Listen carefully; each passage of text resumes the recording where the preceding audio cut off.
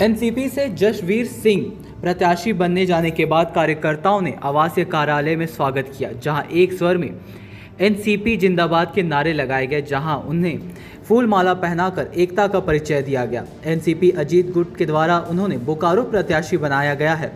उन्होंने मीडिया से बात करते हुए बताया कि इस बार के चुनाव में हम लड़ने जा रहे हैं। पिछले 5 सालों का विकास का कार्य नहीं हो पाया है, जिसे हम आगे जीत कर ये आगे विकास का कार्य बढ़ाने वाले हैं। साथ ही उन्होंने कहा है कि मेरी पहली प्राथमिकता बोकारो स्टील प्लांट में 10 मिलियन टन बनाने का काम करूंगा। साथ ही झोपड़पट्टी खटाल अस्थायीकरण का काम करूंगा। क्षेत्र में विकास की गति को बढ़ाऊंगा। साथ ही बंद पड़े फैक्ट्रियों को भी चालू करूंगा, जिससे युवा को रोजगार मिल सके। जहां किसानों के खेत में पानी नहीं पहुंच पाता है, उन खेतों तक पानी पहुंचाने का काम करूंगा।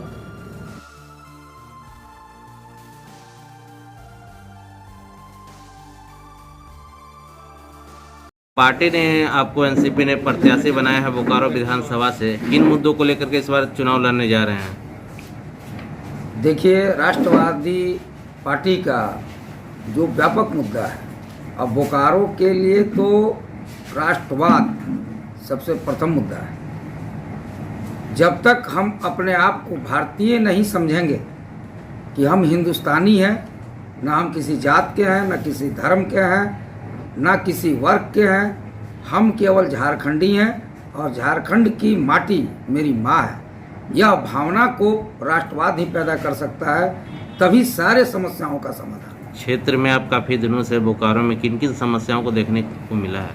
देखिए, 10 साल से पूरा क्षेत्र त्राहिमाम है। कृषक को उसके खेत के लिए पानी नहीं है।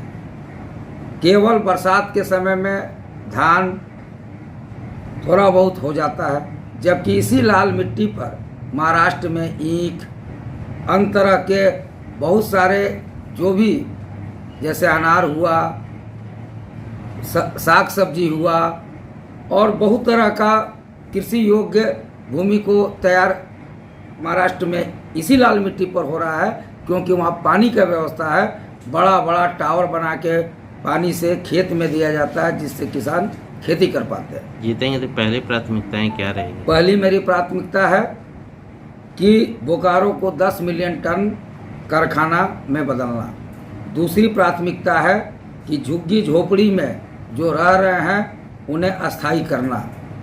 तीसरी प्राथमिकता है कि शहर का सौंदर्यीकरण कराते हुए फुटपाथ दुकानदारों को अस्थायी करना।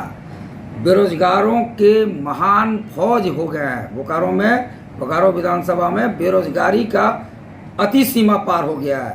इसके लिए बंद कल कारखानाओं को खुलवाना, लघु उद्योग, कुटीर उद्योग, पशुपालन, मत्स्य पालन, मुर्गी पालन पूरे गांव देहात में हर पंचायत में स्थापित करना, यह मेरा लक्ष्य है। मेरा लक्ष्य सर्वोदय विकास है। अब बोकारो को स्वर्ग बनाना मेरा लक्ष्य है। बोकारो से भय, भूख और भ्रष्टाचार का समापन होगा। भ्रष्टाचारी बोकारो विधानसभा में कहीं नहीं दिखेंगे, चाहे वह प्रशासन हो या सेल बोकारो स्टील प्लांट के पदाधिकारी हों। जो भी केंद्र से या राज्य से प्रदत्त राशि आएगी, 100% उसका अनुपालन होगा और कार्य होगा।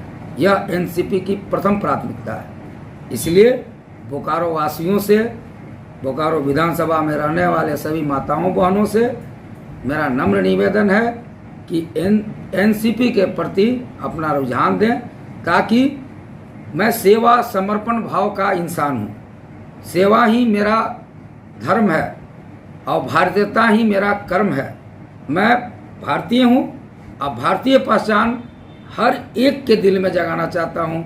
न मैं किसी क्षेत्र का हूँ, ना किसी क्षेत्र से बाहर हूँ। मेरे लिए गीता, रामायण, उपनिषद, कुरान और बाइबल मैं आत्मसात करता हूँ और पूरे बोकारो में स्वर्ग बनाने के लिए उच्च विचार को मुझे फैलाना है, ताकि उस उच्च विचार के साथ युवा लोग आगे बढ़कर राज्य और राष्ट्र के प्रति समर्पण दिखाएं। युवाओं की बेरोजगारी को दूर करने के लिए भिन्न प्रकार का जो स्वरोजगार होता है, उसे मैं बोकारो विधानसभा में उत्पन्न करना है। क्योंकि पूरे बोकारो विधानसभा में कहीं भी कोई भी व्यवस्था सुचारू ढंग से नहीं है, पूरा चरमरा गया है, लूट खसोट बंदरबाट की स्थिति है।